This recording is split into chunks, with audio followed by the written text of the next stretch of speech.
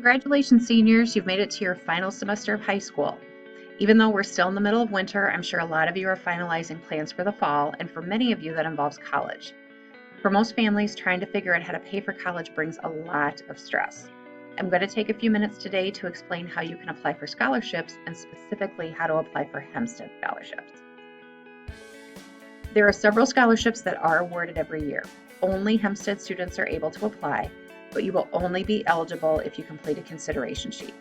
The document will be attached to this email for you to download, and you can also pick up a paper copy in the counseling office. Looking at the document, I want to point out a few things. Number one, please note the due date. All forms must be returned by Wednesday, March 3rd. They can either be returned to the counseling office or you can email them to me. My contact information is on the screen.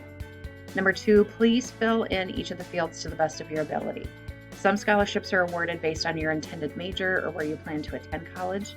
If you aren't sure what or where you plan to study, please just give us your best guess at this time. We know that many of you were not able to take an ACT or SAT, so if that's your situation, just go ahead and leave that spot blank. You may or may not have a lot to write in these sections. If you don't have anything to write, then just leave the section blank. And if you do have a lot to write, you may want to attach additional pages. Same thing with the career activities. If you don't have anything to put in this section, then leave it blank. As far as other scholarships are concerned, please only list the scholarships you know for a fact you will be receiving.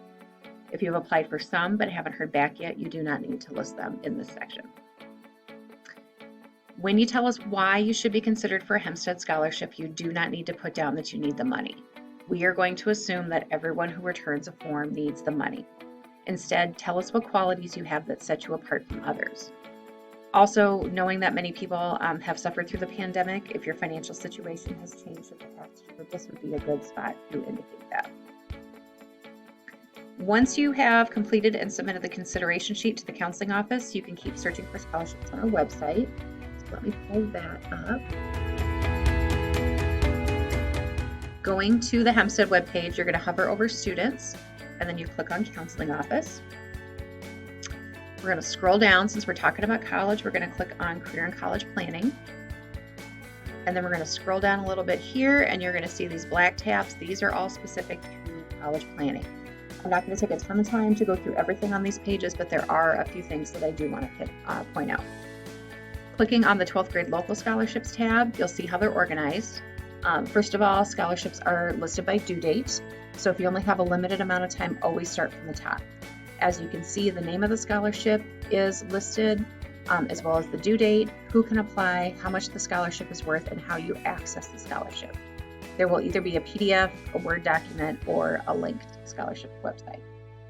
There are a few scholarships that I want to point out specifically. I hope no one gets nauseous as I'm scrolling through here. I'm headed down to the March deadlines. There's a lot for March 1st. Okay, looking at, for example, the Ruprecht Family STEM Scholarship, the Sandra L. Beisker Scholarship. These will be awarded to Hempstead students. You can see that that's indicated in the comments section. But in addition to completing a consideration sheet, there's additional applications. So if you feel that you qualify for the Ruprecht Scholarship, you would download this file. You'll open it up, answer the questions that they have, and then you would submit this with your consideration sheet. So we have indicated which of these scholarships will for sure go to Hempstead students in the comments section, like I said. So if you're short on time and you meet the qualifications, you might want to prioritize applying for these, simply because the competition pool is smaller. You are only competing against your fellow 12th grade class. In addition, going down a little further, I want to point out the class of 74 and 75 scholarships. These are specifically for students with GPAs in the middle ranges. Sometimes families think that students have to be at the top of the class in order to be eligible for scholarships. So I wanted to point out that that simply is not the case. One is a 2.0 to a 3.0, one's a 2.0 to a 3.3. If you've got a 2.7, you would be eligible to apply for both. And we have had one student win both scholarships in the past because different organizations select the recipients. Beyond the local scholarships, national scholarships are also listed. So you'd click on this tab over here. You'll see that the format is the same. Often the dollar amount, though, is higher with national scholarships. but the competition pool is also larger. So just keep that as a mind as you are determining the best way to spend your time when you're applying for scholarships.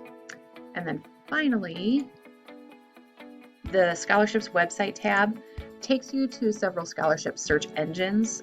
In general, you'll complete a profile.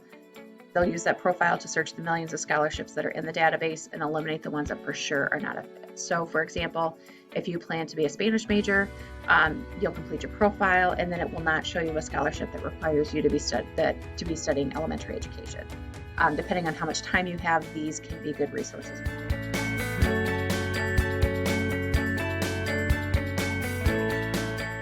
Okay, so how do you know if you were selected for a Hempstead Scholarship? Senior Awards Night will be Monday, May 17th. At this point, we don't know if we will be able to meet in person or if it will be virtual, but regardless of the format, if you are being honored, you will receive an invitation in early May. We do not reveal any specifics about which award or awards you are receiving prior to that evening, but you can be confident that if you receive an invitation that you will be recognized. Here are a few tips to increase the likelihood that you will be awarded a scholarship.